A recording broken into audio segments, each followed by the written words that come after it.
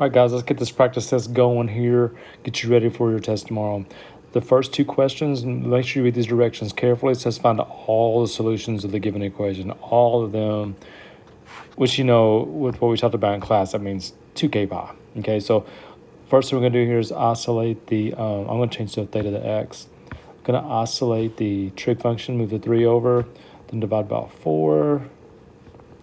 It'll give me 3/4. Now, because it's sine squared, I need to go down to sine, so I'm just going to take the square root of each side. Square root here, square root there. And when you square root each side, don't forget you put a plus or minus in the front. The square root of 3 is just square root of 3. The square root of 4 is 2. Now, that's a value that we know. Square root of 3 over 2 is on our unit circle. And because it's plus or minus, it's every single quadrant. So I'm going to say x equals pi over 3. That's quadrant 1 plus 2k pi. The quadrant 2 would be 2 pi over 3 plus 2k pi. Put my comma there. And the quadrant 3 is 4 pi. That's a 4 pi over 3 plus 2k pi. And the quadrant 4 would be 5 pi over 3 plus 2k pi. And again, the 2k pi represents all the solutions, all solutions. All right, let's go to number 2. Number 2, same deal. Going to isolate the trig function. So I'm moving the 1 over, dividing by 4. I get negative 1/4. Now, before I do any of this, think about this. Cosine is negative in quadrant 2 and quadrant 3. So I'm going to need quadrant 2 and quadrant 3 solutions of this. So I'm going to take it, I'm going to punch it in my calculator, see what happens. And my calculator's telling me 1.823. Now, realize it's giving you the quadrant 2 answer. And 1.82 is less than 1 pi, which is less than 3.14. So that's quadrant 2. Don't forget your 2k pi. Just looking for all the solutions. Now I need the quadrant 3 answer. Now, don't forget, this 1.823 is how far away that angle is from the x-axis in quadrant 2. So to find it, how far away from the x-axis in quadrant 3, meaning it's below the x-axis, I'm going to have to add this number, the 1.823, to pi. I'm going to have to do pi plus that number because that's how far away it is from the x-axis from pi. So I'm doing pi plus 1.823. I'm getting 4.965 plus 2k pi. Okay, and those are your two. That's quadrant 2 and quadrant 3 answers. Hope that makes some sense. We spent a lot of time on that the other day. All right, solve. Now this one just says solve, so we're just going to give the answers between 0 and 2 pi, the answers that are on your unit circle. So I'm going to factor this thing first. Let's slide, divide, slide. I'm sliding the 2 over here with the 1, make it minus 2.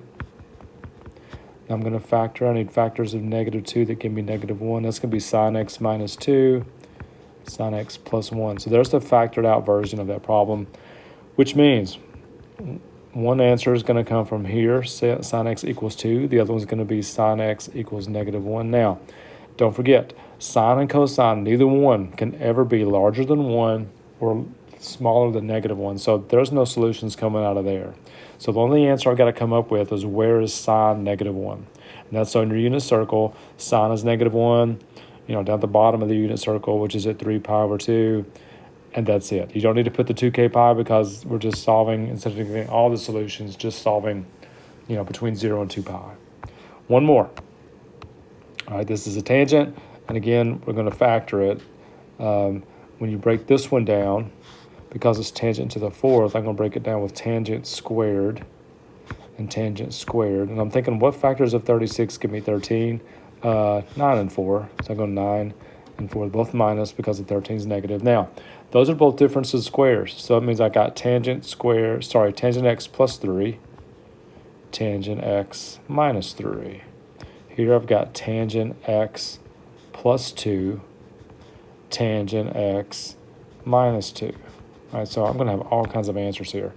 So that means tangent x can either equal positive or negative 3. That comes from these two. Also, tangent x can equal positive or negative 2, coming from those two. Now, the beauty of this is, anytime you have plus or minus, that means every single quadrant. Okay, every single quadrant. So tangent, I'm going to do this first. I'm going to do the tangent of positive 3. So I'm doing second tangent or inverse tangent of 3. And it gives me this. It gives me 1.249. Now, don't forget this. with tangent, remember, because tangent's positive in 1 and 3, you can just add pi to that first answer, that quadrant 1 answer, and get your second answer. So I'm going to add pi to that answer right there, and it's giving me 4.391. Now, that's the positive 3. If I do negative 3, I'm doing the same thing. Second tangent of negative 3. I'm punching that in my calculator, and it's telling me negative 1.24 now, which is not a surprise because that's what the quadrant 1 one was. It's the same distance away from the x-axis. Now, to get the other one of those, the quadrant 2, again, I'm going to add pi to that answer. So I'm doing plus pi on my calculator, and I'm getting 1.893. Those 4 solutions come from this one. I got to do the same thing with the 2. Okay, so I'm punching second tangent of 2, inverse tangent of 2, and I get 1.107. That's my quadrant 1 because it's positive 2. To get my quadrant 3, again, because it's tangent, you can just add pi. Because tangent is positive in quadrant 1 and quadrant 3, which are, the 2 quadrants are pi away from each other. They're 180 degrees away from each other. All right, now that's the 2 positive answers. Now I'm going to do the negative. Inverse tangent, negative 2. And I get, no surprise here, negative 1.107. Didn't even have to punch that one in. And one more time, that's the quadrant 4 answer. So to get the quadrant 2, I'm going to add pi to that. And it's giving me 2.034. Okay, so 8 solutions of that one. That's a biggie. Okay, hope that makes some sense. Let's keep going here. That's all for that slide.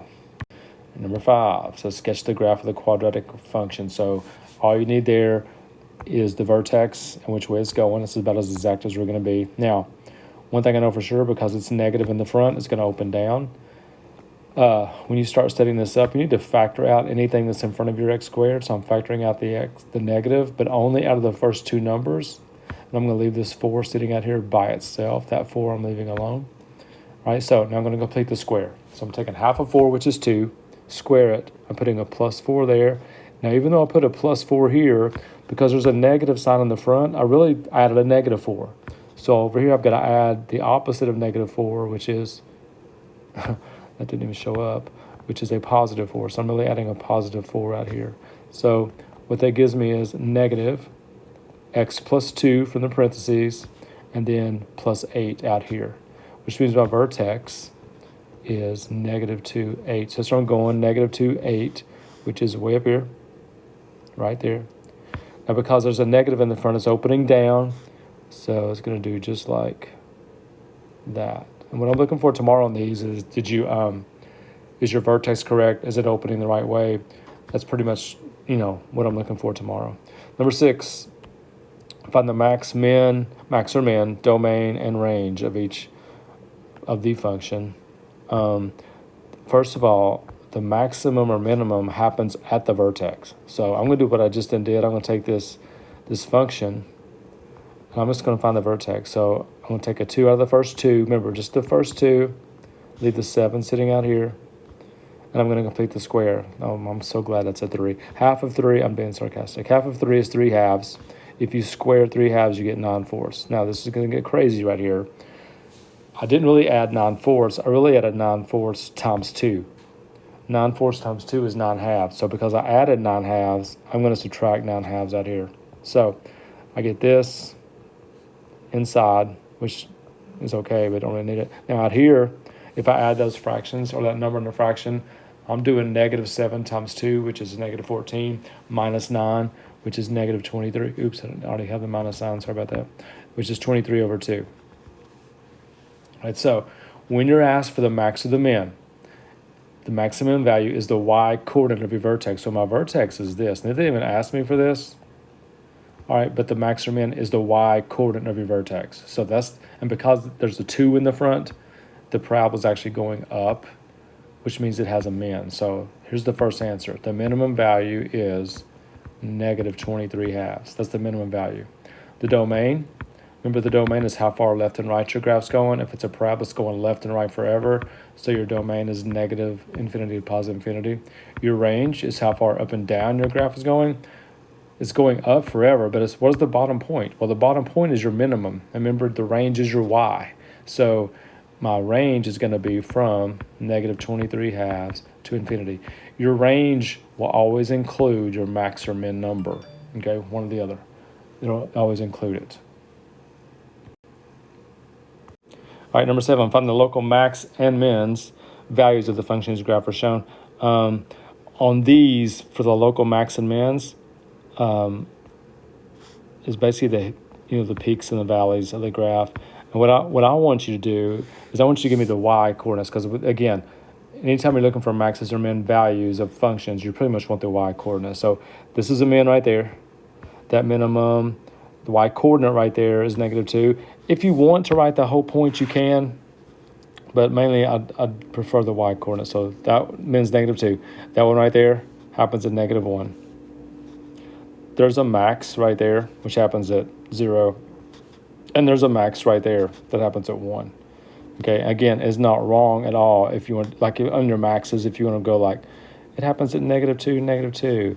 And also happens at 1, -1. Those would be your two maxes. The two mins you could also write like, it happens at 0, 0. And also happens at 3, 1. Okay, so either way you want to go with that, that is fine. Happy with all of it. Number 8. Find the domain and range. Okay, now don't forget, this is a parabola. Okay, parabola, as long as it's an up and down parabola, the domain is always all real numbers. Okay, it goes left and right forever. Domain is how far left and right it goes. The range, how far up and down it's going. I need the vertex. I haven't shown you this on the video yet. You can do vertex like we did the other two problems. Don't forget, the other way you can find the vertex is you can do -b over 2a. So you could do -4 over 2 times -1, which is just 2. That's the x-coordinate. To find the y-coordinate, you got to take that 2, and I'm going to plug it back in that function. So it'd look like -2 squared plus 4 times 2 minus 3. Okay, so that's going to be -4 plus 8 minus 3, which equals 1. So 1 is the y-coordinate. That's your, because it's a -x squared, that means it's going down. Okay, the parabola is going down, which means that's a max. So that means the range is just going down forever, and it's coming up to 1. Remember, range is the y. Domain is the x's. Range is the y. There you have it. That's the domain and range. 2 more review questions here. First one, write the product as a sum. You need your little page, your identity sheet. Let's find the products to sums real quick. And as I'm looking at it, I'm looking at cosine times cosine. And when I see that, it says this. I'm going to talk it out while I'm writing it out. It says do 1/2. There's a bracket. It says cosine of u plus v. That's u. That's v. So if you do u plus v, 5x plus 3x, that's 8x. Don't forget to write your x in there. So many people forgot their x's last week. Plus cosine. Then it says u minus v. Okay, so I'm doing 5x minus 3x, which is 2x. And if you want to distribute the 1/2, you can say that's 1/2 cosine 8x plus 1. Don't take half of the numbers, just or the angles. Just put 1/2 in front of the cosine. That's all you can do there, and that's all there is to it. Okay, just follow your identity.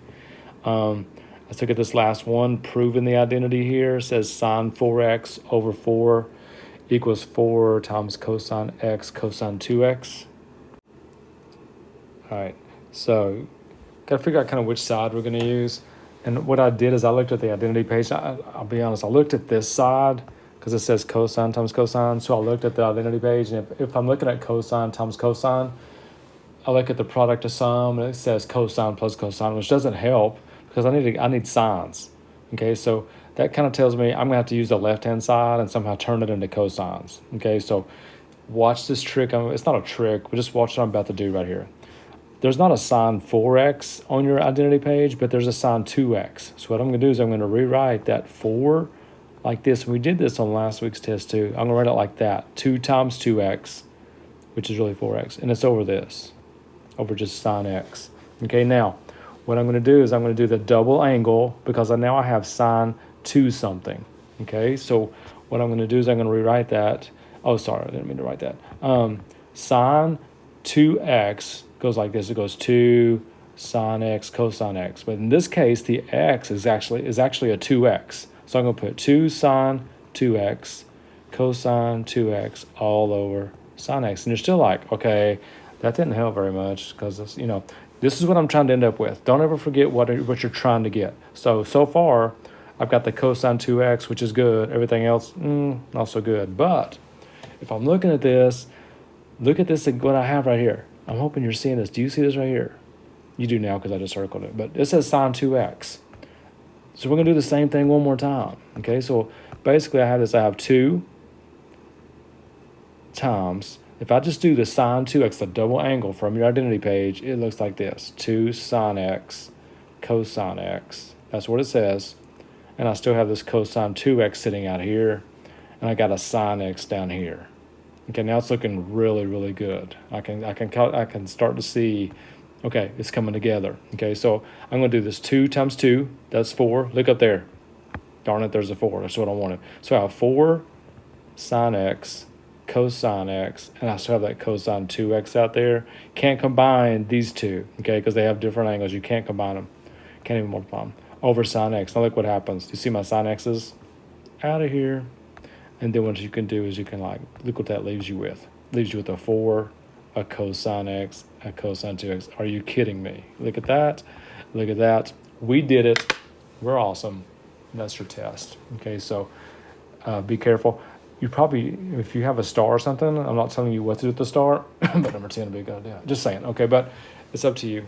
Try it anyway. Try something. Look at your identity page. Find the one that works the best. Hope this video helped you a little bit. I'll be at school early. If you need me, come see me before you take this thing. I'll be more than happy to help you as much as I can. Do good. You need to do well because it's the beginning of the semester. Okay, so you need to do well. Get off to a good start. See you tomorrow.